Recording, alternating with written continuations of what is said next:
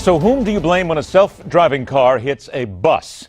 How about when a car that is programmed and you have nothing to do with how it actually is driving nails a pedestrian square in the middle of a crosswalk? And if you're law enforcement, to whom do you write the citation and slap in irons if necessary? What do you run to Silicon Valley, find the programmer, haul her away in chains? The wonders of that new automotive world as we gear up, slap the pedal to the metal, and welcome back the nationally syndicated automotive expert, driver of everything from pimples with wheels to high-powered race vehicles, the car coach, Lauren Fix. Pimples with wheels. I'm going to live with that one forever. That's a new one, Ed. I until got to I die. remember that There one. you go. I just gave up roller skate at this point. I said, let's go with something a little more interesting, if you will. Okay. This is interesting. This is the Google car, and this wasn't a wreck. The autonomous vehicle was traveling at less than 2 miles an hour. The bus was moving at about 15 miles an hour. Okay, so it's not as if they crashed it, but it still points to the issue here. Programmed, self-driving cars, minor crashes. Lauren, this technology is a long way from being perfected, unlike what they tell us so many times. Well, you know, I've been saying this for a while. Isn't that amazing? Stunning. You know, you look at the fact that people think these cars are the way to go. You sit in the car, it takes you where you want to go. It's all going to be easy, like a ride at Disney. It's not a ride at Disney. You are still driving a 5,000 or more pound car. And the fact is, there are factors that happen every day. Buses that move slowly, people in crosswalks, people on bicycles, motorcycles, pushing a stroller, animals, things that are in the way, distractions, and cars can't make decisions like you and I can. And I want to stop you right there a second, proven. because there's a good point. Isn't it fair to say that what we're talking about here, cars are not thinking, they are not self-aware, and I know we're walking into science fiction here right now in many ways, but if you're going to deal with a highway and what goes on a roadway, you need something like a human that is self-aware to be able to pull things out of emergency situations. Right, and J.D. Power just did a survey that came out just 2 days ago that said something very interesting, that 80% or more people really, truly don't want autonomous cars. They're very concerned, even though there is some autonomy in your vehicle, like active cruise control and lane change departure. I mean, I'm sitting in a Cadillac XT5 right now, and it has lane change departure and all these great safety features, but people really don't want the car to drive itself. They want those safety features to help them, not to take over. How about this? Number one, if you want a self-driving car, if you've got to have one, you're lazy. And number two, how about this? Take a bus. Last time I checked, the bus or Uber was a self-driving car. You can sit back and just let somebody else do it.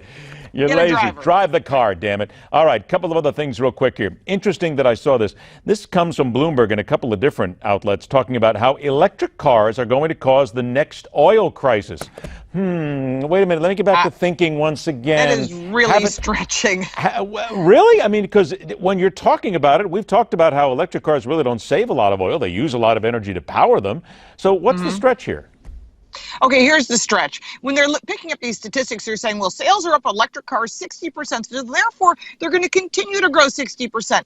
No, here's the deal. If you look at the total number of sales of electric cars, it's less than 2% of the total sales that are made in 2015, for example.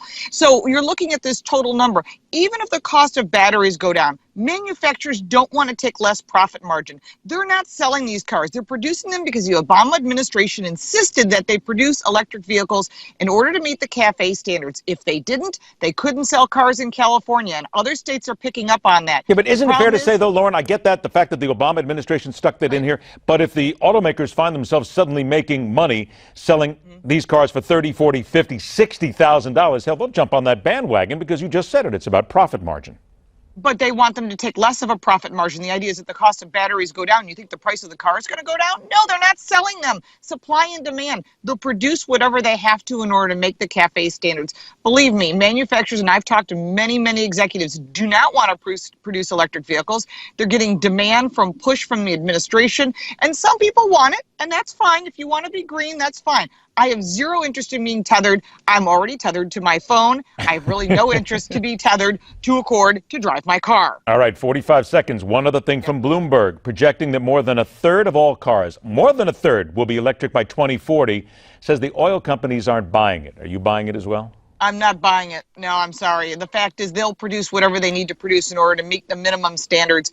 Even the Geneva Auto Show is going on this week, and you're seeing some electric cars, but the fact is consumers that have them don't like them. They're tethered to a cord, and then they've already got a problem with infrastructure and the electricity.